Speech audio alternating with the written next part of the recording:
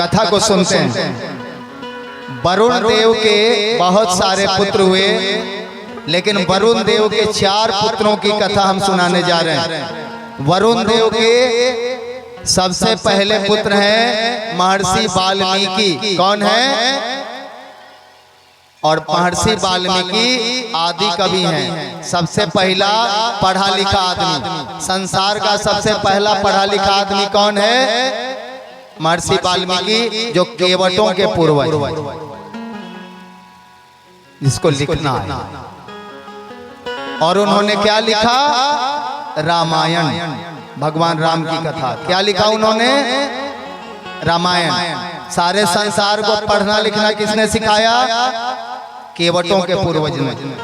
लेकिन केवट के पूर्वज नहीं थे, केवट के पूर्वज का नाम है भाद्र। वरुण के 4 पुत्रों की कथा सुनाने जा रहे हैं, जिसमें से केवटों के पूर्वज का नाम है भाद्र। वाल्मीकि उनके भाई हैं और वाल्मीकि जी के वंशज डोम कहे जाते हैं, जबकि वे ब्राह्मण थे। सब लोग ब्राह्मण थे, देवता थे। लेकिन आज षड्यंत्र के तहत वाल्मीकि जी के वंशजों को डोम कहा जाता है, सफाई कर्मचारी बना दी गई। यह षड्यंत्र हुआ है हमारे देश के साथ, ये षड्यंत्र हुआ है।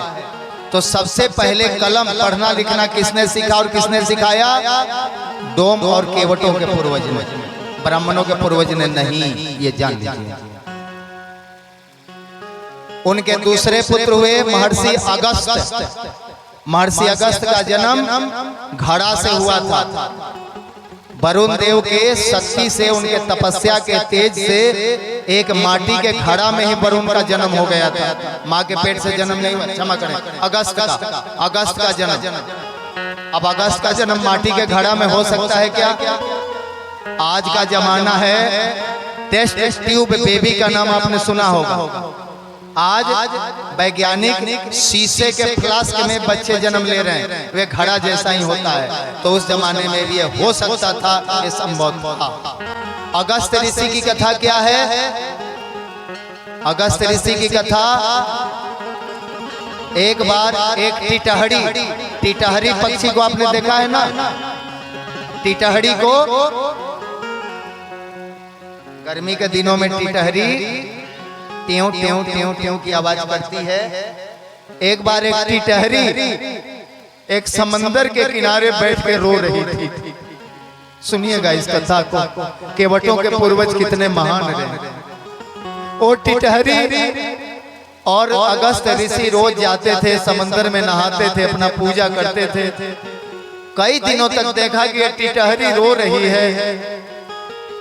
अगस्त ऋषि ने टिटहरी से पूछा, टिटहरी तुम रोज समंदर के किनारे क्यों रोती हो? टिटहरी ने रोते हुए कहा, ऋषिवर, यह समंदर मेरे अंडों को निगल गया है। मैं थोड़ी दूर बगल में मेरा घोंसला है, मैंने अंडे दिए थे, मेरे अंडों से मेरे बच्चे निकलते, लेकिन समुद्र में तूफान आया और मेरे घोंसले को बहा ले गया। ये समंदर मेरे बच्चों को खा गया है। और आप बताइए, जिस माँ के बच्चे मर गए हो, जिस माँ के अंडे बच्चे मर गए हो, वो माँ रोएगी नहीं तो और क्या करेगी? और क्या हुआ? अगस्त ऋषि ने समंदर से कहा, समंदर टिटहरी के अंडों को जिंदा लौटाओ, यह अगस्त का आदेश है। समंदर ने कहा, टिटहरी के अंडे मर गए हैं, यमलोक में चले गए हैं। अगस्त ऋषि ने कहा, यमराज को भी लौटाना होगा। यमराज से कहो इस टिटहरी के अंडों को लौटाए, इसके बच्चों को लौटाए, नहीं तो मैं समंदर को पी जाऊंगा। समंदर नहीं माना, यमराज नहीं माने, और अगस्त ऋषि ने 7 समंदरों को पी लिया। 7 समंदरों के पानी अगस्त ऋषि ने अपने पेट में पी लिया। सारी धरती से जल सूख गया। ये अगस्त ऋषि कौन है? आपके पूर्वज हैं, आप उन्हीं के तो वंशज हैं।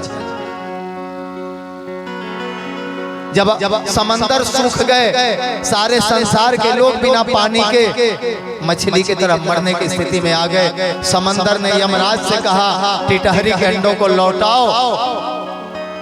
और यमराज को टिटहरी के अंडे तो नहीं लेकिन टिटहरी के बच्चों को लौटाना पड़ा। यमलोक से टिटहरी के बच्चे लौटाए गए और तब अगस्त ऋषि ने समंदर के जल को उगला और फिर 7 समंदर स्थापित हुए। आप लोग कितने महान लोगों के वंशज हैं, जरा कल्पना करिएगा। जो यमलोक को भी हिला दे, जो यमलोक को भी हिला दे उसको बिंद कहते हैं। जो यमलोक को भी हिला दे उसको बिंद कहते हैं और जो बिंद को अपना ले उसे गोविंद कहते हैं, उसे गोविंद। और महर्षि वरुण देवता के एक और पुत्र हुए अप्सरा उर्वशी के गर्भ से। इंद्र में के पास अप्सराएं रहती थी। अप्सरा का नाम आपने सुना है ना?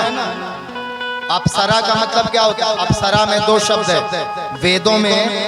इसी वेद में महर्षि वेद व्यास ने अप्सरा की परिभाषा लिखी है। महर्षि वेद व्यास नहीं, अप्सरा का अर्थ लिखा हुआ है। अप्सरा में 2 शब्द है, अप और सरा। पढ़ने लिखने वाले लोग समझेंगे।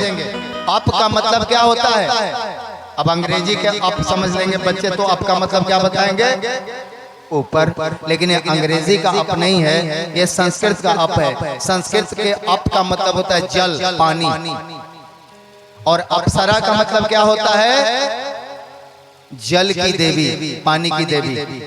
और जल के देवी और देवता ही तो मुकुट हैं, बिंद। तो इंद्र की जितनी अप्सराएं थीं वो कोई गलत आचरण वाली नहीं, सब जल की देवियां थी, जल की रक्षा करने वाली।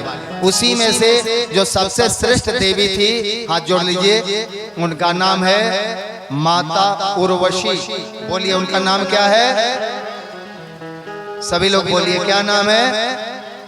माता उर्वशी के पेट से वरुण देवता के एक बालक जन्मे जिनका नाम रखा गया वशिष्ठ। क्या नाम रखा गया?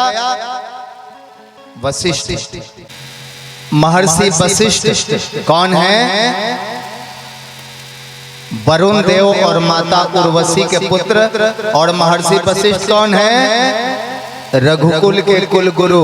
किनके कुल गुरु हैं? रघुकुल के राजा का नाम क्या है?